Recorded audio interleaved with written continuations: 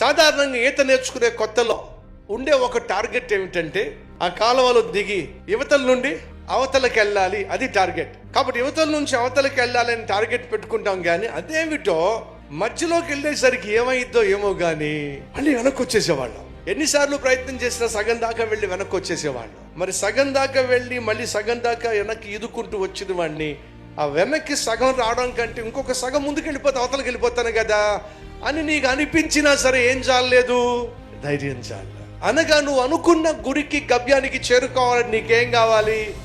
నువ్వు ప్రయాణం ప్రారంభిస్తే చాలదో, ప్రయాణాన్ని ముగించటానికి నీకు ధైర్యం కావాలి. ఆ ధైర్యం నీకు ఎలా వస్తుందయ్యా అంటే బైబిల్ సెలవిస్తుంది, నీతిమంతుడు సింహం వలె ధైర్యంగా ఉంటాడు. నువ్వు నీతిగా యథార్థంగా జీవిస్తే అది నీకు ధైర్యాన్ని ఇస్తుంది.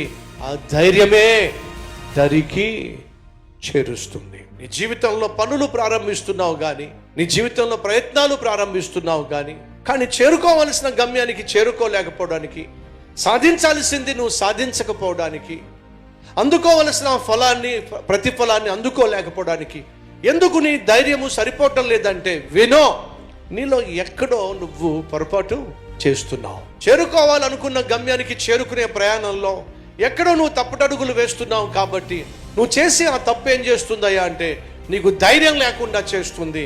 ఎప్పుడైతే నువ్వు ధైర్యాన్ని కోల్పోతావో ముందుకు సాగడానికి బదులుగా వెనకడుగు వేసేస్తావు. నీకు ధైర్యం కావాలంటే నీలో యథార్థత కావాలి. ఆ యథార్థతే నీకు ధైర్యాన్ని ఇస్తుంది, దమ్మునిస్తుంది, దరికి చేరుస్తుంది. అట్టి కృప దేవుడు మనందరికీ అనుగ్రహించునుగాక.